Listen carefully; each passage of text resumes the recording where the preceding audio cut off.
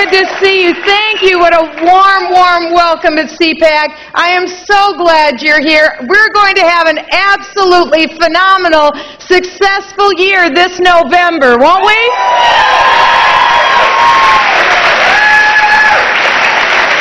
Well, I thought you would be interested in knowing that running for President of the United States is really one series of humiliations after another. But it's also a very educational experience. And I learned three things when I was running for... First of all, I learned where John Wayne was born. That's very important. And then second, I learned the day that Elvis Presley was born. These are vital issues to our republic. And third, I learned never forget the three things that you learn. Very important when you're running for president. Well, this fall, President Obama will be pointing to his foreign policy successes in order to make the case for his successful re-election. He'll be pointing to bin Laden. He'll be pointing to the overthrow of Gaddafi. He'll be pointing to the Arab Spring as his foreign policy success story. And while without a shadow of a doubt the world is better off without bin Laden and without Gaddafi, these are tactical successes that don't begin to compare with the mess that Barack Obama has made of the Middle East and the strategic foreign policy blunders he's committed.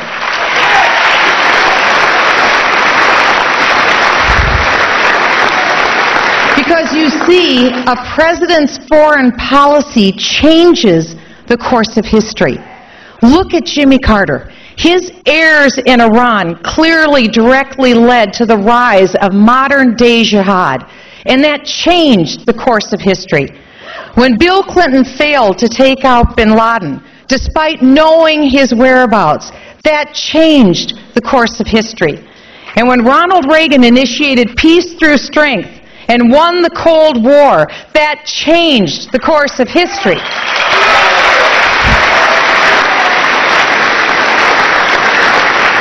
And when Barack Obama chose Islamic outreach over Israel, he changed the course of history.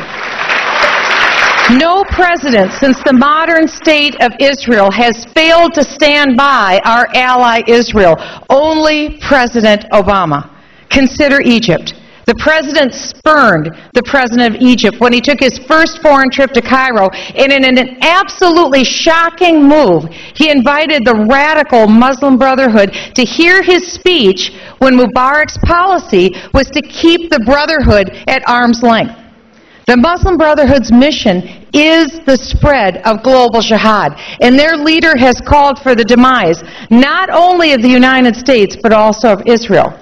And the Muslim Brotherhood's spiritual leader has called for the killing of United States troops both in Iraq and in Afghanistan. That's why it's unthinkable that the Muslim Brotherhood's spiritual leader is now acting today as a mediator between the United States and our enemy, the Taliban, in Afghanistan. Now, I can understand why Mubarak would not want to empower the Brotherhood in Egypt. But what I don't understand is why the President of the United States, Barack Obama, would give the Brotherhood a seat of honor at his first foreign policy speech in Cairo.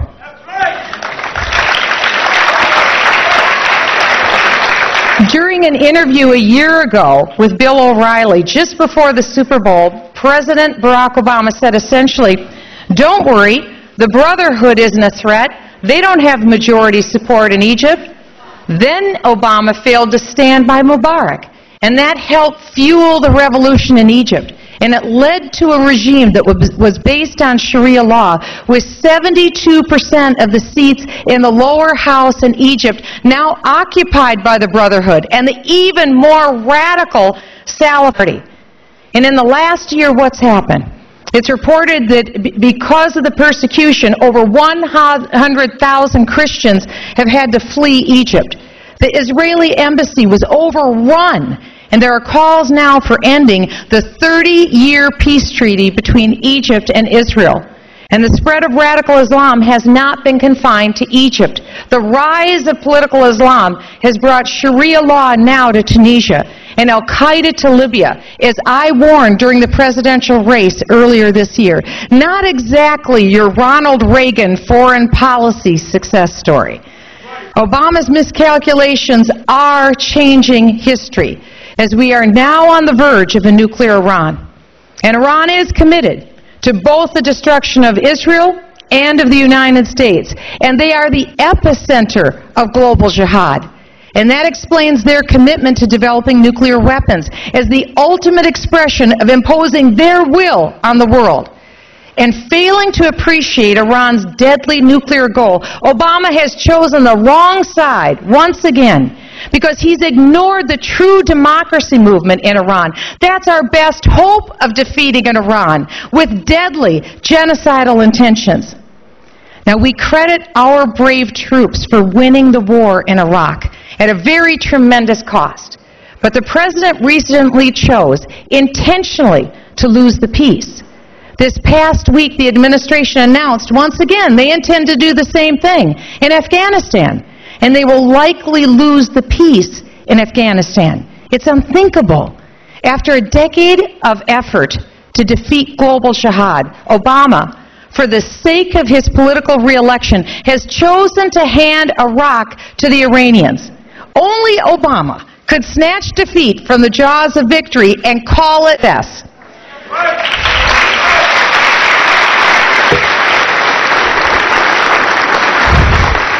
Before Obama was elected, Tunisia was a stable U.S. partner. No more. After the elections in Tunisia, the Islamists took over. Obama called the Islamic elections an inspiration and said that he was deeply encouraged by the progress. Before Obama was elected, the leadership in Yemen and Egypt, they're flawed, to be sure, but they were at least counted on as U.S. partners. And before Obama was elected, Israel could count on America's unwavering support. But since Obama's election, Israel has rarely enjoyed President Obama's support. And in May, he even said that Israel should retreat to her indefensible 1967 borders. Make no mistake about it. In Israel's hour of dire need, the United States must stand with Israel.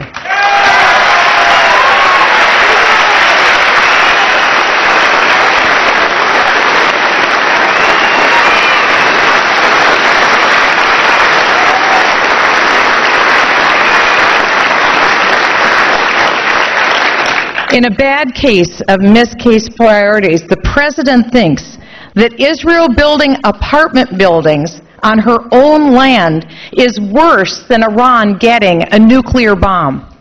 A week ago today, the supreme leader of Iran said that Israel is a cancer that must be cut out.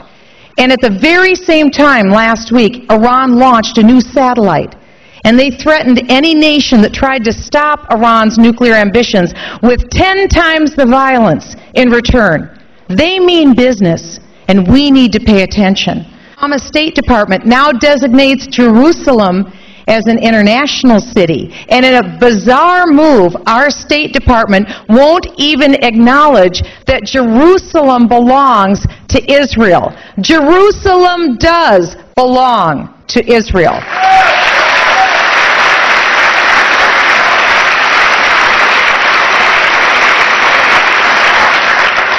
Before Obama was elected, no one had ever heard of a United States president saying to the world that the United States is not a Judeo-Christian nation.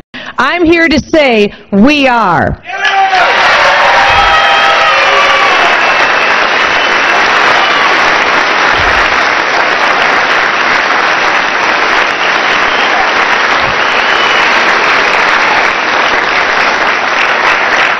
Before President Obama was elected, no one had ever heard a United States president say to the world that we are anything other than an exceptional nation.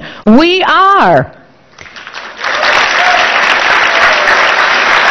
And before President Obama was elected, no president had ever gone around apologizing to the world. And we will not.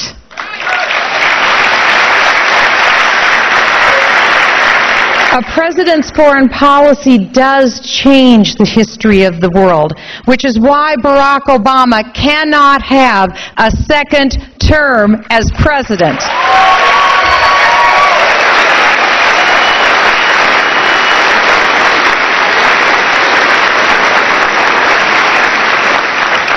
We have to stand, and we have to fight for our beliefs. We have to stand, and we have to fight for our country. We have to stand, and we have to fight for our freedom, because we need to do this to honor the brave men and women who gave their last full measure of devotion for us. Because you see, they're watching us. We owe it to them. We owe it to our posterity. We owe it to our God to keep our republic free. This was purchased at such a great price. It is our obligation to stand with them and make it free. I say to you today, God bless you. God bless the United States of America, and may we remember to bless God. God bless you all, and thank you for allowing me to be here with you today.